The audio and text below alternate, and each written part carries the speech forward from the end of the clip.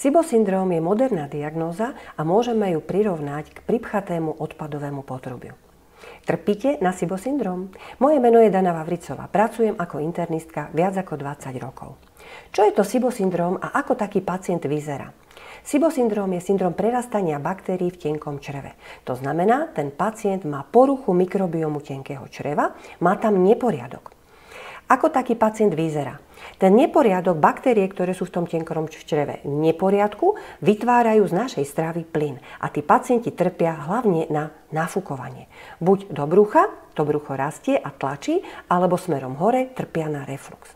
Druhá vec, že ten neporiadok vytvára zmenu a poruchu stolice. To znamená, vedie buď k náčke, alebo k zápche, alebo veľmi zákerne k takému stavu, kedy vám škrka a grúli po črevách, ale na stolici sa to neprejaví. Aj toto môžu byť príznaky SIBO syndrómu. SIBO syndróm sa diagnostikuje dýchovými testami, ale o tom sme hovorili minule. Ako sa lieči SIBO syndróm? A tu by sme použili tú analógiu alebo to prirovnanie k tomu odpadovému potrubiu. Predstavme si odpadové potrubie trošku pripchaté, trošku zapachajúce. Čo potrebujeme spraviť? Potrebujeme odstrániť tie nánosy. V tenkom čreve potrebujeme odstrániť tie baktérie, ktoré sú tam v nadbytku a ktoré tam nemajú čo robiť. Ako to robíme?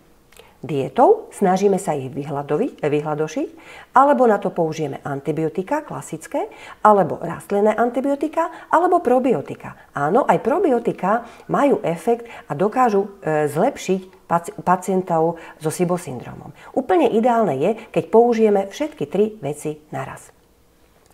Čo ale s potrubím, keď už ho odopcháme? Samozrejme sa zamyslíme nad príčinou, aby sa nám to nestalo aj na budúce. Takisto je to aj pri liečbe SIBO syndrómu. To znamená, mali by sme relatívne intenzívne pátrať aj po možnej príčine, pretože pokiaľ sa zameriame v liečbe aj na tú príčinu, tak predídeme takýmto komplikáciám znova.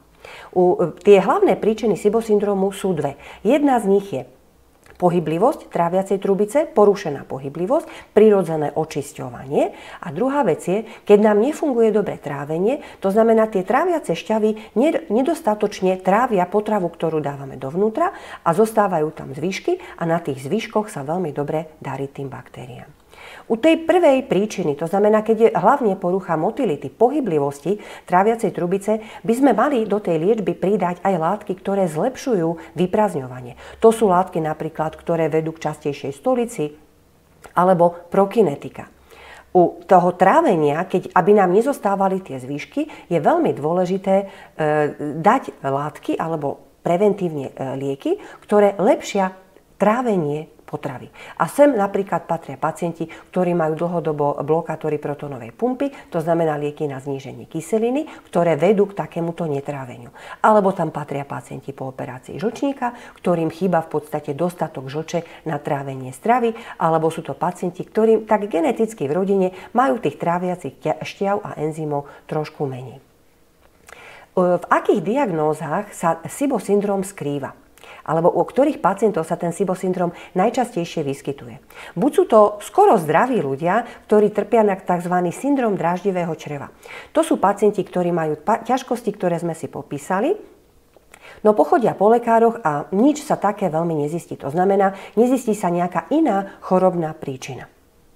V tom prípade je veľmi dobre absolvovať dýchový test a posunúť sa niekam.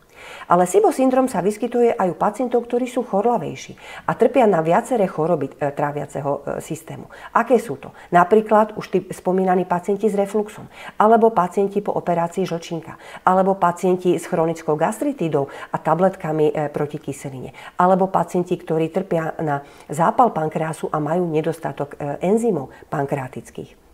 To všetko, všetci títo pacienti, okrem základnej diagnózy, môžu mať aj príznaky neporiadku mikrobiomu v tenkom čreve, to znamená SIBO syndróm.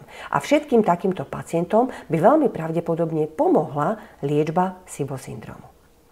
Viacej o SIBO syndróme, čo to je, aké sú jeho príčiny, ako sa dá diagnostikovať a hlavne, ako sa dá liečiť, sme hovorili na viacerých webinároch v online klube Doktorka online. Ak vás takéto informácie zaujímajú viacej a do hĺbky, nazrite do klubu a nechajte sa inšpirovať. Majte sa ešte pekne, dovidenia a príjemné trávenie.